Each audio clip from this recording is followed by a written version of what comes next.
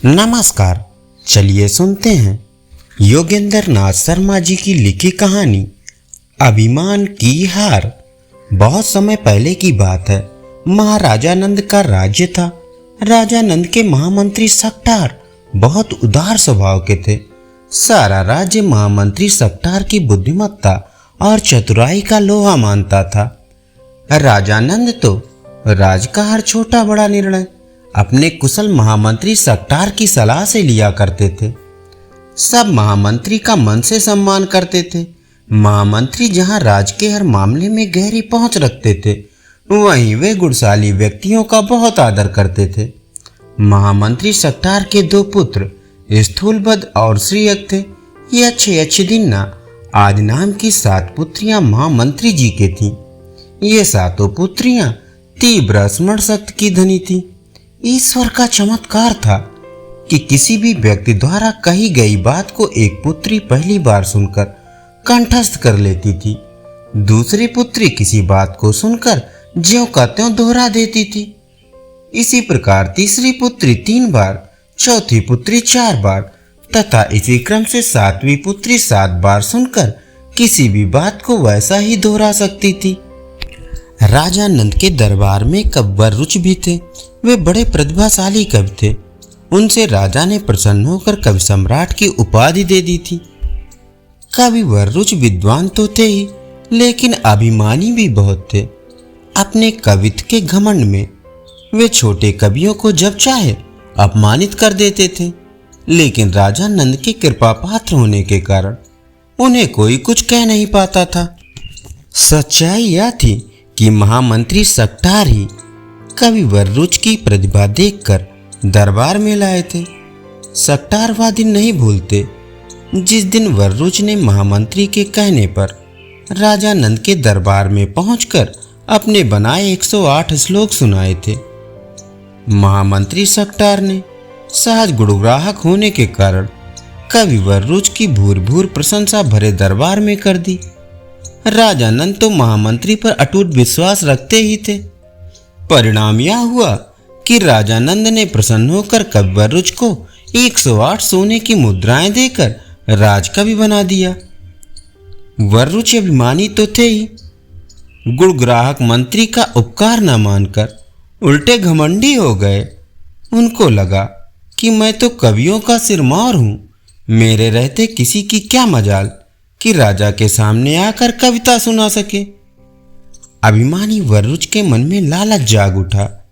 वे यह भूल गए कि राजा नंद तो महामंत्री सकटार द्वारा की गई वर्रुच की प्रशंसा के कारण प्रभावित हुआ था। वर्रुच ने सोचा कि जो राजा एक श्लोक पर एक सोने की मुद्रा देता है, उसे क्यों न मैं प्रतिदिन 108 श्लोक सुनाकर मुद्राएं लेता रहूं। लालची कवि वर्रुच के मन में खुशी की लहर दौड़ने लगी। वर्रुच प्रतिदिन राजा नंद को 108 श्लोक सुनाकर 108 स्वर मुद्राएं लेने लगा। दरबार का हर आदमी यही सोचता था कि वर्रुच की तो किस्मत ही खुल गई है। उधर कवि का अभिमान दिनों दिन और बढ़ने लगा था। महामंत्री सकटार ने एक दिन अपने मन में सोचा कि मुझसे भावुकता में बहुत बड़ी भूल हो गई है। राजा नंद तो मेरी सहज भाव से की गई वर्रुच की प्रशंसा को उसकी प्रतिभा का प्रमाण समझकर रोज रोज राजकोष से 108 स्वर्ण मुद्राएं लुटाते जा रहे हैं। सकटार ने विचार किया कि राजकोष पर तो प्रजा का अधिकार होता है, राजकोष पर ही तो राजा का भविष्य टिका हुआ है। मुसीबत यह थी कि अब किस मुंह से राजा नंद को महामंत्री बताएं कि कवि वर्रुच बहुत अभिमानी और लालची हैं। महामंत्री कई दिन तक सोचते रहे। अनायास उन्हें एक उपाय सूझ गया। वे राजा नंद के राजमहल में पहुंचे और आदर पूर्वक बोले, महाराज, आपकी उदारता का पूरे राज्य में डंका बज रहा है। मैं बहुत प्रसन्न हूं। लेकिन महामंत्री बीच में ही रुक गए। लेकिन क्या महामंत्री सकटार, आप रुक क्यों गए? राजा ने उत्सुकतापूर्वक महामंत्री से पूछा। क्षमा करें महाराज, कवि सम्राट वर्रुच को प्रतिदिन आप जो 108 स्वर मुद्राएं देते हैं, क्या वह उचित है? महामंत्री ने कहा। तो राजा नंद बोल पड़े, वाह महामंत्री सक्टार, स्वयं ही तो आपने वर्रुच की प्रशंसा की थी। हमें स्वयं देना होता तो हम उसे पहले ही दे देते। केवल आपके कारण हम उसका सम्मान करते हैं। मैं धन्य हूँ महाराज, आपने मेरी प्रशंसा का मान रखा है। लेकिन महाराज, अब कब वर्रुच आपको पुराने श्लोक सुनाते हैं? महामंत्री ने राजा नंद को बताया। राजा नंद बोले, यदि ऐसा है तो आप कल दरबार में सबके सामने प्रमाण दे दें, तब हम अपना निर्णय बदल देंगे। अगले दिन महामंत्री राज दरबार में अपनी 7 पुत्रियों को ले गए। कोई भी महामंत्री की योजना नहीं जान सका। राजा नंद दरबार में पहुंचे।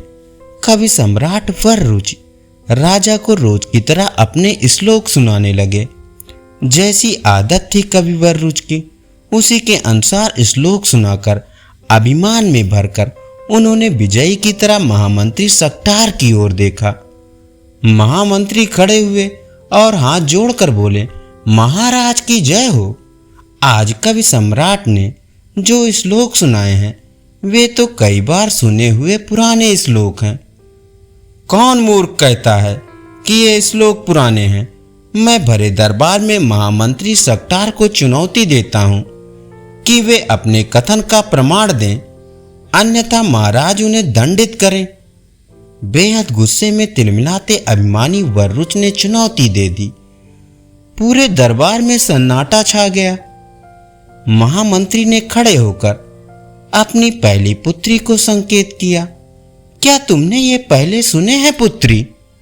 जी हाँ पिताश्री, अभी जो श्लोक कविवर ने सुनाए हैं वे तो मैंने सुन रखे हैं। यह कहकर पुत्री ने श्लोक दोहरा दिए।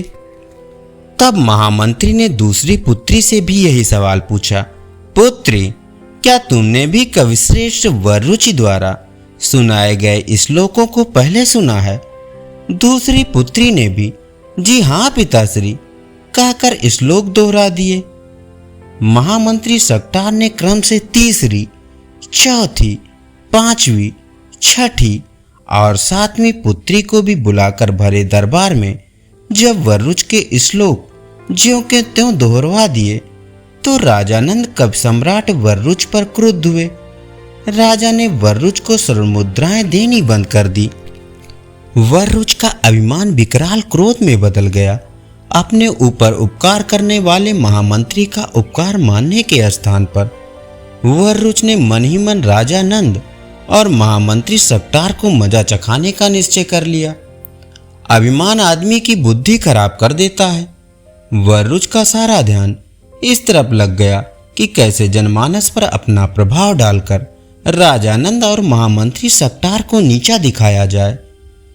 कब वर्रुच ने आखिर एक योजना बना ही डाली।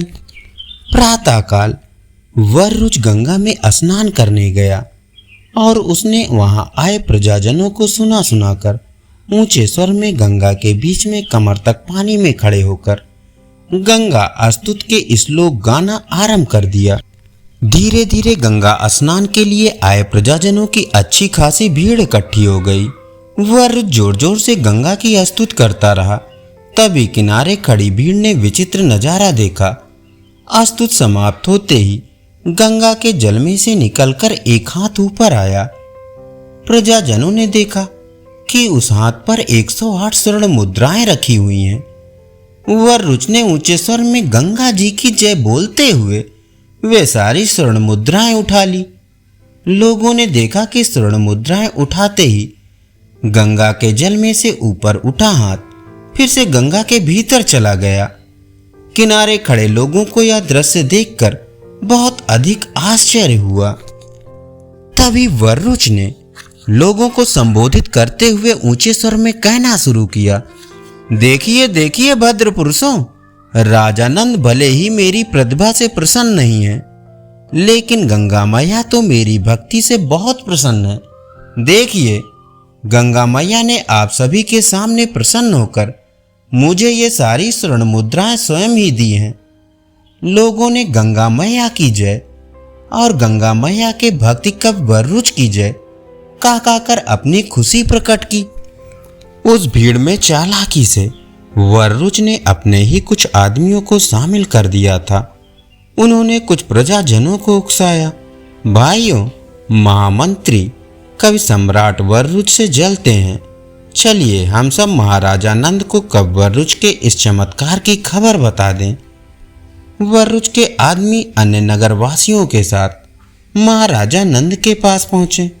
सबने बढ़ा चढ़ाकर कवि वर्रुच के द्वारा स्तुत करने पर स्वयं गंगा मैया द्वारा स्वर्ण मुद्राएं आशीर्वाद के रूप में देने की घटना राजा नंद को बता दी। राजा नंद आश्चर्य में डूब गए। उन्होंने तुरंत दूत को भेजकर महामंत्री सक्टार को बुलाया। सारी बात बताकर राजा नंद ने महामंत्री के साथ अगले दिन प्रातः स्वयं गंगा के किनारे जाकर वर्रुच की गंगा भक्ति का चमत्कार देखने की इच्छा प्रकट की। महामंत्री ने तुरंत अपनी सहमत दे दी। महामंत्री सक्टार घर लौटे और सोचने लगे। शाम होते ही महामंत्री सक्टार ने अपने 4 विश्वस्त गुप्तचरों को सारी बात का रहस्य जानने का निर्देश दिया। गुप्तचर चुपचाप गंगा के किनारे खड़े हुए एक विशाल वृक्ष पर छिपकर बैठ गए।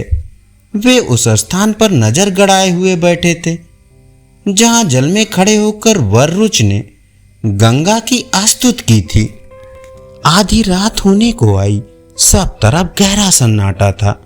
गुप्तचरों ने सहसा देखा कि कवि वर्रुच चोरों की तरह गंगा तट पर आया। कमर तक जल में जाकर उसने गंगा के जल में कोई वस्तु रख दी। फिर बाहर आकर चारों तरफ बड़े ध्यान से देखा और चुपचाप लौट गया। अब महामंत्री के गुप्तचर पेड़ से उतरे। गंगा जल में हाथ डालकर देखा तो वहां से एक यंत्र उन्हें मिल गया। उस यंत्र में एक हाथ बना हुआ था जिसमें वर्रुच खुद ही 108 मुद्राएं रखकर लौट गया था। गुप्तचरों ने सारी मुद्राएं उठा ली और यंत्र को उसी तरह गंगा जल में रखकर लौट आए। महामंत्री को गुप्तचरों ने वर्रुच की सारी चालाकी बताई और उसके द्वारा रखी गई स्वर्ण मुद्राएं दे दी। महामंत्री सक्टार उसके बाद निश्चिंत होकर अपने शयन कक्ष में सोने चले गए। प्रातःकाल सेवक ने महामंत्री को बताया कि राजा नंद ने सक्टार को राजमहल में बुलाया है। महामंत्री सक्टार प्रसन्न मन से महाराजा नंद के राजमहल में पहुंच गए। राजा नंद महामंत्री के साथ गंगा तट पहुंचे। राजा नंद के साथ महामंत्री सक्टार और हजारों प्रजाजनों की भीड़ गंगा तट पर जमा हो गई। कवि वर्रुच भीड़ को देखकर बहुत प्रसन्न हुए। मन ही मन वर्रुच सोच रहे थे कि आज सबके सामने राजा नंद मेरे इस श्लोकों का चमत्कार देखकर अवश्य प्रभावित होंगे। महामंत्री सक्टार चुप थे। मुस्कान उनके मुख पर थी। बहुत ही भक्ति भाव से वर्रुच ऊंचे स्वर में गंगा की स्तुति के श्लोक कमर तक जल में खड़े होकर पढ़ रहे थे। तट पर उनके लोग वर्रुच की जय का उद्घोष कर रहे थे। वर्रुच की गंगा स्तुति पूरी हो गई। गंगा तट पर खड़ा जनसमूह सांस रोके हुए जल के भीतर से गंगा मैया के हाथ निकलने का दृश्य देखने को उत्सुक था। वर्रुच ने पैर से यंत्र का खटका दबा दिया। गंगा जल में से हाथ तो बाहर आया लेकिन उस हाथ में स्वर्ण मुद्राएं तो थी ही नहीं। गंगा तट पर खड़ी भीड़ में हलचल मच गई। परेशान से वर्रुच ने फिर से खटका दबाया। फिर से हाथ बाहर आया लेकिन फिर से खाली ही था। वर्रुच लज्जा से सिर झुकाए खड़ा सोच रहा था।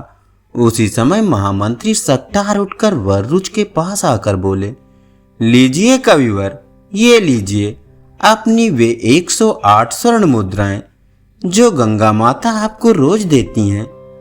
आज गंगा मैया नहीं देंगी, इसलिए मुझसे ग्रहण कीजिए। महामंत्री ने राजा नंद को सारी बात बताई। फिर वर्रुच से बोले, अभिमान ही आपके अपमान का कारण है कवि वर्रुच। संसार की आंखों में कुछ दिन तक भले ही कोई धूल झोंक ले, किंतु सदा ही धोखा नहीं दिया जा सकता। वर्रुच लज्जित हुआ। प्रजाजन कवि को धिक्कारने लगे। महामंत्री ने सबको शांत कराते हुए कहा, आज यहाँ अभिमान की हार हुई है। वर्रुज तो उत्कृष्ट कवि हैं, बस अभिमान और क्रोध के कारण वे भटक गए थे। राजा नंद ने महामंत्री के कहने पर कवि वर्रुज को क्षमा कर दिया। धन्यवाद। अभी आप सुन रहे थे योगेंद्र नाथ शर्मा जी की लिखी कहानी अभिमान की हार।